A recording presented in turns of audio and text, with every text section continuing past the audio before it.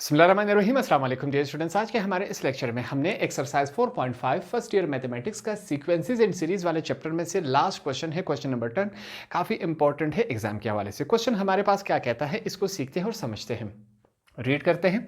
If the number 7, 10 and 5 are subtracted from 3 consecutive terms of arithmetic progress, the resulting numbers are in geometric progression. Find the numbers if their sum is 48. कहता है हमारे पास 3 number आपके पास दिए गए हैं। अगर इन 3 number को हम 3 कंसेक्टिव नंबर से माइनस करवा ले तो हमारे पास एक अर्थमेटिक प्रोग्रेस बन जाएगा, एक अर्थमेटिक सीक्वेंस बन जाएगा। ठीक है, अब वो जो 3 नंबर हमारे पास आएंगे, अगर उन 3 नंबर को आपस में जमा करवा लिया जाए तो हमारे पास क्या बनता है, 48 बनता है। वो 3 नंबर हमने फाइंड आउट करने हैं कि वो 3 नंबर कौन से हैं। ये सिंपल सा काम करना है। जो वो 3 नंबर बनेंगे वो हमारे पास ज्योमेट्रिक प्रोग्रेशन में बनेंगे। पहले हमारे पास अर्थमेटिक प्रोग्रेशन में है हमारे पास, फिर जाके ज्योमेट्रिक प्रोग्रेशन में ये बन जाएगा। सिंपल सा काम करना है, वो 3 नंबर हमने फाइंड आउट करने हैं। तो यहां पर क्वेश्चन स्टार्ट करते हैं। सबसे पहले हम क्या लिखेंगे, लेट, फर्स्ट करें, लेट द 3 कंजेक्टिव हमने सीख लिया था। कंजेक्टिव किसे कहते हैं, तरतीब के साथ जो भी नंबर होता है उसे हम कंजेक्टिव कहते हैं। Let the 3 consecutive numbers, let the 3 consecutive numbers in arithmetic progression AP are, हमारे पास क्या है, हम क्या लेंगे इसे, A माइनस डी, A और A प्लस डी। हम कहते हैं ये वो 3 नंबर है जिनको आपस में क्या कर लिया जाए, ऐड करवा लिया जाए, 48 बनते हैं और वो हमारे पास अर्थमेटिक प्रोग्रेशन से ज्योमेट्रिक प्रोग्रेशन बन जाएंगे। ठीक है, हमें वो नंबर मालूम नहीं है, हमने अपने आप से लिया। क्वेश्चन को सोल्व करने के लिए हम कहते हैं कि वो 3 नंबर ये है। फर्ज करें हमने एग्जाम्पल के तौर पर लिए हैं। ठीक है, आगे हमने क्या लिखना है, sum of numbers, sum of numbers are. इन नंबर्स को जब आपस में जमा कर लिया जाए क्या बनता है, 48 बनता है, 48 बनता है। इन तीनों नंबर्स को अब क्या कर लेते हैं, जमा कर लेते हैं। क्यों, क्योंकि हमने कहा कि वो 3 नंबर ये हैं हमारे पास। इनको फाइंड आउट करते हैं। A माइनस डी पहला नंबर हो गया, ऐड हो रहा है दूसरे नंबर के साथ, दूसरा A है, फिर ऐड हो रहा है तीसरे नंबर के साथ, वो क्या है हमारे पास ये है। यहाँ पर क्या है, 48 है। ठीक, कुछ कैंसिलेशन हो रही, एडिशन और सब्ट्रैक्शन। देखिए, negative minus D positive minus D के साथ क्या हो गया, कैंसिल हो गया। अब बकाया क्या रह गया, A, 1 2 3। बेसिस सेम हो तो पावर क्या हो जाती है, 8। A का 3, सॉरी यहां पर हम क्या लिखेंगे इसको, 1 2 3 ऐड हो रहे हैं तो हम क्या लिखेंगे इसे, 3A लिखेंगे। हमारे पास क्या बन रहा है, 48 बन रहा है। आगे चलते हैं, हमारे पास क्या हो रहा है, ये जो 3 और A है आपस में क्या हो रहे हैं, मल्टीप्लाई हो रहे हैं। तो 3 को हम इज इक्वल टू की दूसरी तरफ शिफ्ट करवा लेते हैं, वहां जाके ये क्या हो जाएगा, डिवाइड हो जाएगा। यही काम हम करवा लेते हैं। A is equal to 48 upon क्या है हमारे पास, A सॉरी 3 हो गया। यहां पर हम क्या लिखेंगे, 3 लिखेंगे। हमारे पास ये हो गया। अब कैंसिलेशन करवा लेते हैं। कैंसिलेशन कैसे होगी, 3 1 जार 3, 3 1 जार 3, ये 4 था, 1 कैरी हो गया 18। हमारे पास 3 6 जार क्या होता है, 18। तो A की वैल्यू हमारे पास क्या आ गई, A इज इक्वल टू 16। नीचे वाला 1 हम नहीं लिखते मैथमेटिक्स में, क्योंकि जहां पर कुछ नहीं होता हम क्या समझते हैं कि हमारे पास वहां पर क्या है, 1 है। इस वजह से नीचे वाला 1 हम नहीं लिखते, ऊपर वाला 1 हमेशा लिखा जाता है। तो यहां पर हमने सिंपली क्या किया, A की वैल्यू हमने फाइंड आउट कर ली इस तरीकेकार से। आगे यहां पर फिर से हम एक जुमला लिखेंगे। हम लिखेंगे if 7 10 and 15 are subtracted from 3 consecutive terms, numbers या terms लिख लेते हैं, terms of AP, then ये हमारे पास किस शक्ल में बन जाएगा। अब ये जो जुमला लिखा हुआ है इसका मतलब क्या है, हमारे पास क्वेश्चन में है 7, 10 और 3, ये 5, ये जो 3 नंबर हैं इनको हमने क्या करवाना है, सब्ट्रैक्ट करवाना है। किससे सब्ट्रैक्ट करवाना है? फ्रॉम 3 कंसेक्टिव नंबर से हमने इनको माइनस करवाना है। वो 3 कंसेक्टिव नंबर हमें मालूम नहीं थी, इनकी जगह हमने अपने आप से ये लिखे, तो इसका मतलब क्या है 7, 10 और 5 को हमने माइनस करवाना है इन 3 नंबर से।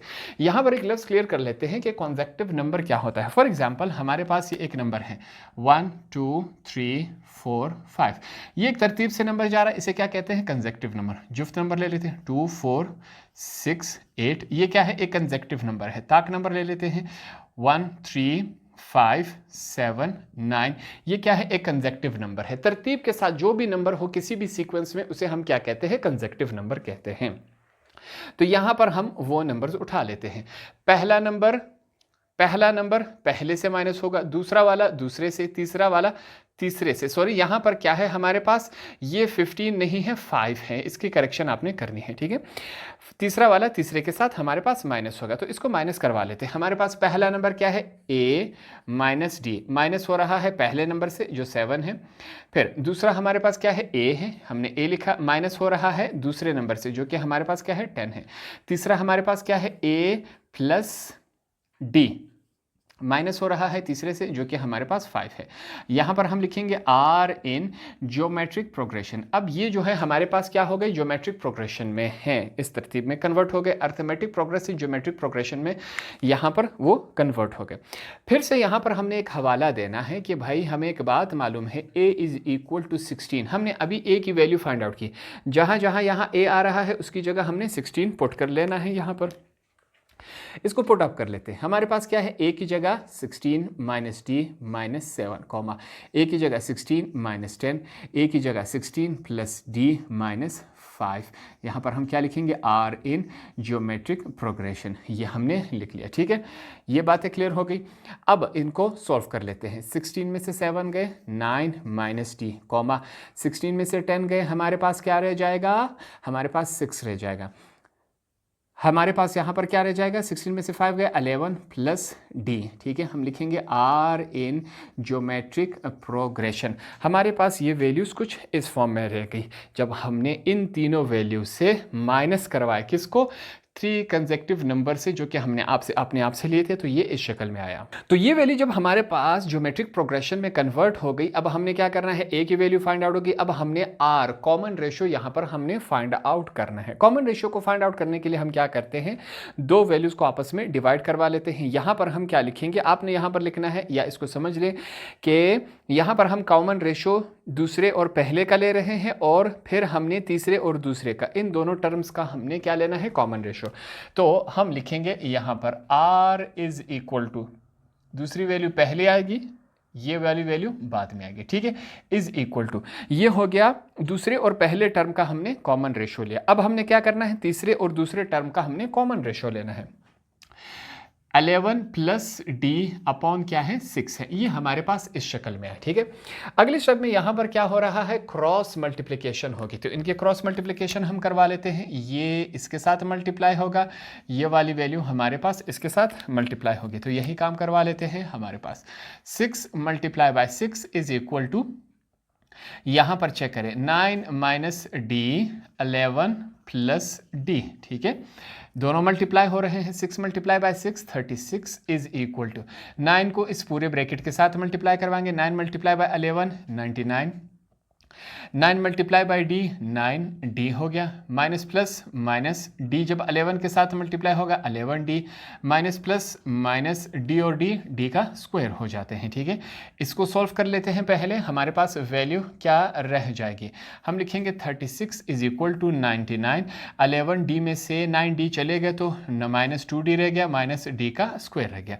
ये तमाम वैल्यू इज इक्वल टू की उस तरफ है, हम तमाम को इस तरफ शिफ्ट करवा लेंगे और साथ में तमाम के साइन चेंज हो जाएंगे। जैसे कि डी का स्क्वायर यहाँ पर क्या है, तरतीब से लिखेंगे, पहले डी का स्क्वायर फिर डी फिर बिना डी के, ठीक है। डी का स्क्वायर यहाँ पर हमारे पास क्या है, माइनस में है, इस तरफ आके पॉजिटिव बन गया।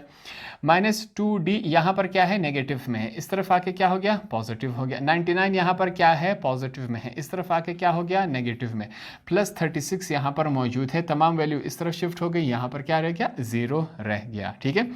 आगे चलते हैं, d का स्क्वायर प्लस 2d माइनस 99 में से ये माइनस हो गया तो हमारे पास क्या रह जाएगा, यहाँ पर 63 इज इक्वल टू 0, ये वाली वैल्यू हमारे पास रह जाएगी। ये बात क्लियर हो गई। अब आगे स्टेप में चेक करें, मैं क्या करता हूँ, d का स्क्वायर, ठीक है, d का square plus 9d minus 7d minus 63 is equal to 0। आपका क्वेश्चन होना चाहिए कि यहाँ पर तो 2d था, 9d माइनस 7d ये कहाँ से आया। अब इसको समझे इस कॉन्सेप्ट को। यहाँ पर हमारे पास क्या है, 2d है, मैंने 2d को, ये भी हमारे पास 2d है, कैसे है, 9d में से 7d निकाले, 9 में से 7 निकाले, 2 रह गया, d रह गया, ठीक है। ये भी 2d है, ये भी 2d है, सिर्फ हमने मुख्तलिफ अंदाज में लिखा, क्यों, ताकि हमारा क्वेश्चन जो है वो सोल्व हो सके, यहाँ पर पेयर्स बन सके, जोड़ियाँ बन सके जिनसे हम कॉमन चूज कर सके। ये बात क्लियर हो गई। इस वजह से यहाँ पर 2d की जगह हमने 9d लिख लिया, 9d में से 7d कैंसिल हो गए, वापस 2d ही रह जाता है। अब यहाँ पर हम क्या लेंगे, हम इन्हें बताएंगे कि taking d and 7 as common, ये दोनों हमने क्या लेने हैं, अब इनको कॉमन लेना है जोड़ियों की शक्ल में, पेयर्स में, पहली जोड़ी दूसरी जोड़ी, ठीक है। ये लाइन सिर्फ आपके समझाने के लिए। अब यहाँ पर इनसे कॉमन लेते हैं, d कॉमन लिया, d स्क्वायर था, एक बाहर है, पीछे एक ही बचा, यहाँ पर क्या है, 9 है, माइनस का साइन है, 7 हमने कॉमन लिया, यहाँ पर क्या बचा, d, माइनस माइनस क्या हो जाता है, प्लस हो जाता है, 7 9 जार 63 होता है इज इक्वल टू 0। यहाँ पर बातें क्लियर हो गई। d माइनस 9 दो दफ़ा है तो इसको एक ही दफ़ा लिखा जाएगा, d प्लस 9, ठीक है, कॉमन हमने ले लिया, पीछे क्या बचा, d माइनस 7 बच गया, ये वैल्यू बच गई, इनको हमने यहां पर लिख लिया इज इक्वल टू 0। तमाम बातें क्लियर हो गई। अब इसका मतलब क्या है कि ये वैल्यू भी बराबर है 0 के, ये वैल्यू भी बराबर है 0 के, दोनों को अलग अलग करके सॉल्व करते हैं। जैसे कि पहले हम क्या लेते हैं, d plus 9 is equal to 0, आगे सॉल्व करते हैं, हमारे पास क्या आएगा, d इज इक्वल टू 0, ये 9 यहाँ पर क्या है, पॉजिटिव है, इस तरफ आके नेगेटिव हो गया, तो हमारे पास d इज इक्वल टू, हमारे पास क्या रह जाएगा, माइनस 9 रह जाएगा। ये हमारे पास क्या होगी, पहली वैल्यू हो गई, इसको मैं अंडरलाइन कर लेता हूँ, ठीक है। आगे चलते हैं, अब यहाँ पर कॉमा लगा के दूसरी वैल्यू हमारे पास क्या थी, d minus 7 is equal to 0, इसको भी 0 के बराबर लेते हैं, हमारे पास क्या होगा, d is equal to 0 plus 7, वहाँ पर नेगेटिव थी, दूसरी तरफ जाके पॉजिटिव हो गई, ठीक है, तो d इज इक्वल टू 7, ये हमारे पास क्या हो गई, दूसरी वैल्यू आ गई d की, इसको हमने क्या कर लिया, अंडरलाइन कर लिया। अब हमारे पास क्या है, a की भी वैल्यू मौजूद है और d की हमारे पास दो वैल्यूज मौजूद है, ये तीनों वैल्यूज उठा के हमने इन तीन कंसेक्टिव नंबर्स में पुटअप करना है, तो हमारे पास वो तीन नंबर्स आ जाएंगे जो हमसे क्वेश्चन में पूछे गए थे कि वो तीन कंसेक्टिव नंबर कौन से हैं जिनको आपस में ऐड करने से 48 नंबर बन जाता है। तो अब हमने इन नंबर्स को इस्तेमाल करना है। तो यहां पर सबसे पहले मैं क्या लिखूंगा, हमने लिखना है if a is equal to 16 and d is equal to -9, a की वैल्यू तो एक ही है, d की सबसे पहले हम ये वाली वैल्यू ले लेते हैं। अब इसमें पुटअप करेंगे, देखते हैं हमारे पास क्या फॉर्म बनता है। सबसे पहले हमने यहाँ पर क्या लिखना है, फर्स्ट नंबर हमारे पास हमने क्या लिया हुआ था, फर्स्ट नंबर हमारे पास बराबर था a माइनस डी के, a माइनस डी हमने ले लिया।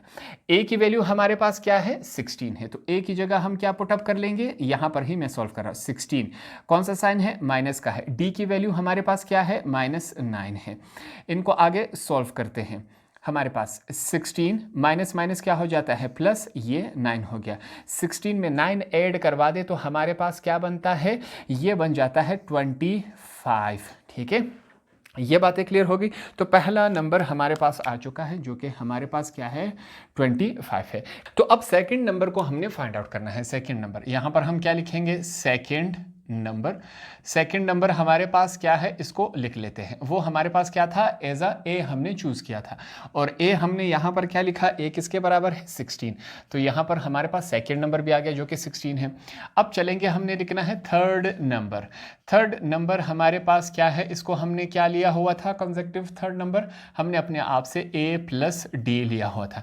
ए की वैल्यू हमारे पास क्या है, एज हमने 16 लिया हुआ है, तो ए की जगह हमने 16 पुटअप कर दिया, पॉजिटिव साइन है। डी की वैल्यू हमारे पास क्या है, -9 हमने ली हुई है।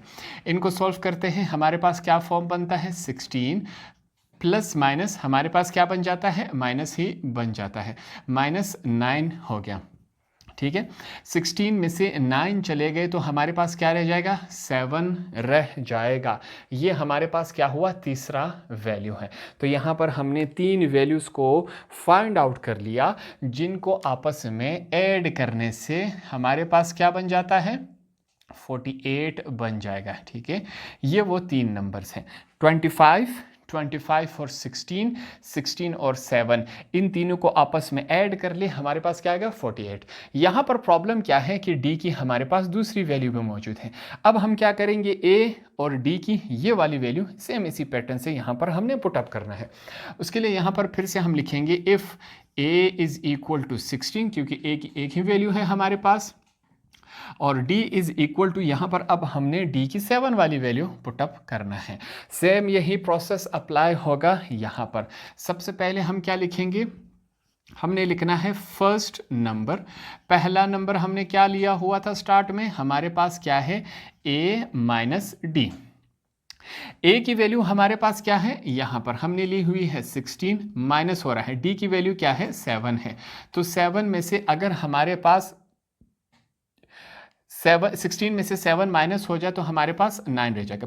पहला नंबर आ चुका है हमारे पास। अब हम क्या लिखेंगे, सेकंड नंबर। ये हमने लिख लिया सेकंड नंबर। सेकंड नंबर हमने क्या लिया हुआ था, ए लिया हुआ था। ए लिखेंगे इज इक्वल टू, ए हमने क्या चूज़ किया हुआ है, 16, तो यहाँ पर हमारे पास सेकंड नंबर भी आ गया। अब हमने लेना है थर्ड नंबर। थर्ड नंबर को चूज़ करते हैं, ये हमारे पास क्या है, वो हमने ए प्लस डी लिया हुआ था यहाँ पर। ठीक है, स्टार्ट में ए की वैल्यू क्या है, 16 प्लस डी की वैल्यू क्या है, 7 है। 16 प्लस 7 कितने होते हैं हमारे पास, 23 हो जाते हैं यहाँ पर हमारे पास। ठीक है, इनको आपस में, ये हमारे पास वो 3 नंबर हैं। अब यहाँ पर जो 3 नंबर्स हैं ये वाले, वो पिछले 3 नंबर से मुख्तलिफ हैं, इससे फ़र्क नहीं पड़ता। अगर पिछले वाले 3 नंबर्स को आप आपस में ऐड करवा ले तब भी 48 बनता है। अगर इन 3 नंबर्स को आप आपस में ऐड करवा ले तब भी ये हमारे पास 48 ही बनता है। तो यहाँ पर एंड में हम आंसर लिख लेंगे। हमने लिखना है हिंस